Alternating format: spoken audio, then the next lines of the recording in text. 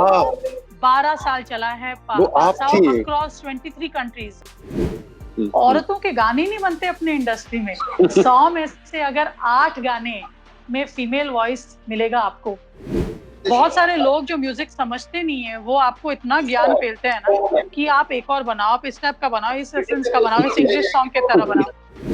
यहाँ पे कोई भी गाना 200 मिलियन, 150 मिलियन, सलमान भाई का गाना आया 400 million, means everybody's millions are more than the others. As a producer, because I used to handle all the money, मैंने कहा भाई राम, भाई निकलो यहाँ से। हे तो राम। ये एक स्टेज आया।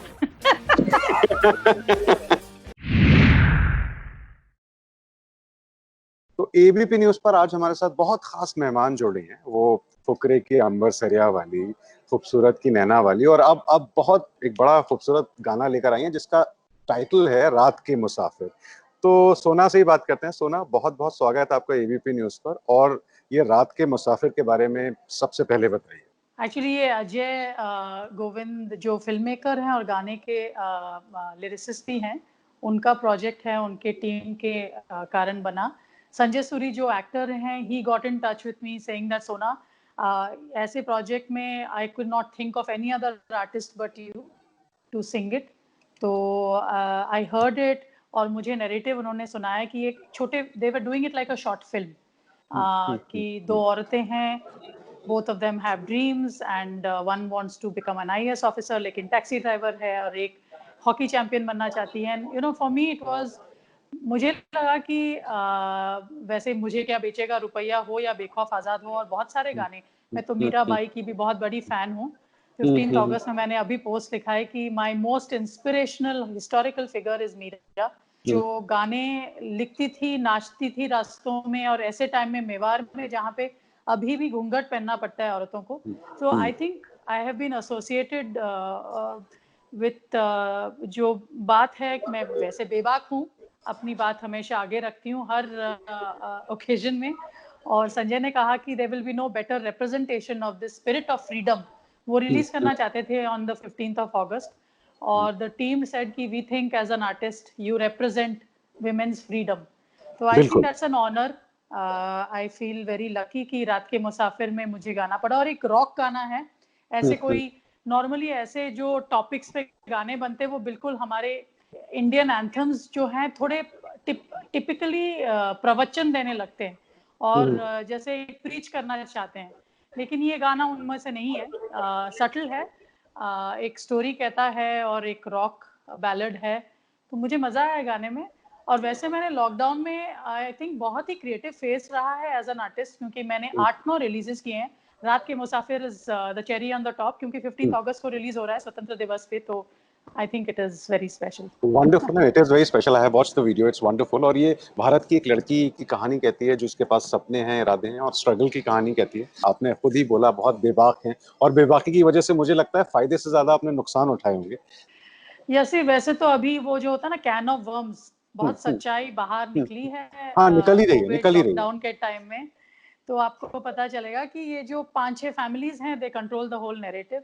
और मुझे एक्चुअली कंप्लेन करने की इतनी आदत नहीं है। लोगों को लगता है ट्विटर सुन के कि हाँ शायद ये गुस्से में रहती है। मैं बिल्कुल गुस्से में नहीं रहती हूँ, मैं अपना काम करती हूँ, बहुत सारा म्यूजिक भी रिलीज करती हूँ। मैंने अपनी फिल्म बनाई शट अप सोना, जो फेस्टिवल राउंड्स कर रही थी, उसपे तो मैंने भरपूर गाना गाया है। तो एक बात यह है कि अपॉर्चुनिटीज जो हैं वो एक क्लिक बेस्ड हैं, और कुछ पिछले 5-6 सालों में आपने देखा होगा कि ज्यादातर रिमिक्सेस ही बन रही हैं बॉलीवुड में, तो ओरिजिनल गाने भी कम बन रहे हैं। और अगर कोई ध्यान से नोटिस कर रहा हो, पिछले 10-12 साल, 15 साल हो गए हैं कि औरतों के गाने जो फीमेल स्ट्रॉन्ग पर्सपेक्टिव हो, या कोई भी सोलो सॉन्ग हो, 100 में से मैंने तो नंबर इकट्ठे किए, क्योंकि तो मैं इंजीनियर हूँ। मैंने कहा ये सिर्फ कंप्लेन करने की बात नहीं होनी चाहिए, लेट मी कोलेट डेटा। तो मैंने बिल्कुल 10 साल का डेटा कोलेट किया, और अचंभित रह गई कि ये बात, पहले लगता था कि शायद मेरी आवाज में कुछ है, या मैं इतनी बेबाक हूँ, ओपिनियनेटेड हूँ, शायद लोग मुझसे डरते हैं या मुझसे काम नहीं करना चाहते हैं, और दे फील कि भाई इससे दूर रहो। लेकिन इतनी सब सीरियस बात भी नहीं है। औरतों के गाने नहीं बनते अपने इंडस्ट्री में। 100 में से अगर 8 गाने में फीमेल वॉइस मिलेगा आपको पूरे, मैं जस्ट परसेंटेज बता रही हूँ, out of 100 releases in the main stream, 8 या 9 में फीमेल आवाज रहती है।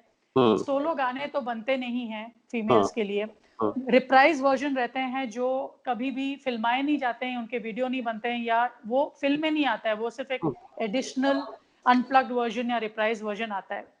जब हमारे अपॉर्चुनिटीज ही इतने कम हो गए हैं ऐसे देश में जहाँ पे लता जी और आशा जी के बिना साउंड ट्रैक्स रिलीज हो ही नहीं पाते थे, बट हम जितने प्रोग्रेस कर रहे हैं मुझे लगता है बॉलीवुड में तो हम उतनी डिक्लाइन हुई है। मेल सिंगर्स का ही दौर है। ये ऐसा वक्त चल रहा है, खासतौर पे सुशांत सिंह वाले हादसे के बाद, कि पूरी दुनिया ये नेपोटिज्म और इनसाइडर आउटसाइडर, और एक अच्छी बहस भी शुरू हुई है। कुछ गड़बड़ चीजें भी आ रही हैं उसमें, लेकिन ठीक है, वो हर आंदोलन में होता है। ये क्या म्यूजिक इंडस्ट्री में भी ऐसा ही है कि इनसाइडर आउटसाइडर? और मैं नेपोटिज्म से ज्यादा मुझे लगता है ये मामला फेवरेटिज्म का है, कि हर ग्रुप, हर कैंप के अपने फेवरेट लोग हैं, चाहे वो टैलेंटेड हैं या नहीं, बस मौके उन्हीं को दिए जा रहे हैं। तो ऐसा म्यूजिक इंडस्ट्री में भी हो रहा है। एब्सोल्युटली, आई मीन वो तो आपको साफ नजर आएगा। और बात इतनी लंबी हो चुकी है 2 महीने से। आई फील कि आज 15 अगस्त है, we should be free of that. And जो हम एक्चुअली काम कर रहे हैं, क्योंकि हम में से बहुत लोग हैं जो वी आर नॉट, हम लोग ऐसे दुखियों के घर पे नहीं बैठे हैं। I found a way out of it. मेरा जब अच्छा नॉर्मल टाइम रहता है, साल में 50-60 कॉन्सर्ट्स होते हैं, बड़े पैमाने में होते हैं, जहाँ पे 2-2 लाख लोग भी आते हैं हार्टलैंड्स में। तो मुझे मेरे देश से बहुत सारा प्यार मिलता है। 3-3 घंटे के शो होते हैं जहाँ पे मैं सिर्फ हिंदी फिल्म हिट नहीं गाती हूँ, मैं ट्रेडिशनल पॉप गाने भी गाती हूँ, ट्रेडिशनल फोक गाने भी गाती हूँ, और अपने आप को रीइन्वेंट करती हूँ as an artist, you know, with stagecraft, with clothes. तो मुझे लगता है इंडिया में बहुत सारा प्यार है, बहुत सारे अपॉर्चुनिटीज हैं, और जितने आर्टिस्ट अगर देख रहे हो, मैं उनको ये कहना चाहूंगी कि बैठ के अगर आप सिर्फ एक बॉलीवुड के ब्रेक के होप में बैठे हो तो आप हताशी होगे। इंडिया में इतनी काबिलियत है, जहाँ पे we are a 1.3 billion country. यहाँ पे हमें शर्म आनी चाहिए कि we are waiting for a film break as a musician to become popular. ऐसे क्यों नहीं है कि हमारा एक अपना म्यूजिक इंडस्ट्री बने? इतने बड़े कंट्री में म्यूजिक इंडस्ट्री एक इंडिपेंडेंट है ही नहीं, it is a subset of the film industry. लेकिन जब गुस्सा आता है सोना महापात्रा को, तो वो ट्वीट करती हैं। कुछ समय पहले आपने ट्वीट किया कि my husband Ram Sampath targeted by illiterate self important gang. अब ये इलिटरेट सेल्फ इम्पोर्टेंट गैंग कौन है, ये मुझे बताइए। नहीं, और आई हुआ मीन क्या है ये आपके बात वो एक्सपीरियंस बात गई और राम ने खुद बात की उसके बारे में, तो में? हाँ, मुझे राम के बारे में बात करने का ठीक इतना है, ज्यादा ठीक है, शौक ठीक भी है, नहीं ठीक है। है। कम हाँ, लोगों को पता हाँ, है कि हम लोग पार्टनर्स हैं, और मैं प्रोड्यूसर हूँ हमारे सेटअप में, और वो क्रिएटिव कंपोजर है। तो मैंने ये नोटिस किया कि वैसे हमने एडवर्टाइजिंग में इतना काम किया है, 10 साल में सबसे बड़े बड़े जो जिंगल्स हों, पास आओ, पास आ, आओ, 12 साल चला है वो पास आप आओ, थी। Across 23 countries. हाँ, वो राम का है, मेरा और राम का है। इतने सारे हमारे जिंगल्स जो पूरे विश्व में हमने 10-15 साल में शायद 3000 ऐसे कैंपेन्स किए होंगे। So we come from a background जहाँ पे हम सिर्फ बॉलीवुड पे कभी निर्भर नहीं थे, लेकिन हम जब बॉलीवुड में गए, क्योंकि इंडिया में जो कल्चरल करेंसी है वो बॉलीवुड या फिल्म म्यूजिक से आती है। वहां पे देखा कि भाई यहाँ पे तो बिल्कुल कॉटेज इंडस्ट्री की तरह चलता है, कोई कॉन्ट्रैक्ट्स नहीं है। कॉन्ट्रैक्ट्स जो आते हैं वो बिल्कुल जैसे इलीगल ड्रैकोनियन कॉन्ट्रैक्ट्स होते हैं, जो आपके सब राइट्स ले लेते हैं। कोई आपका हक ही नहीं रहता अपने गाने पे। प्रोसेस ही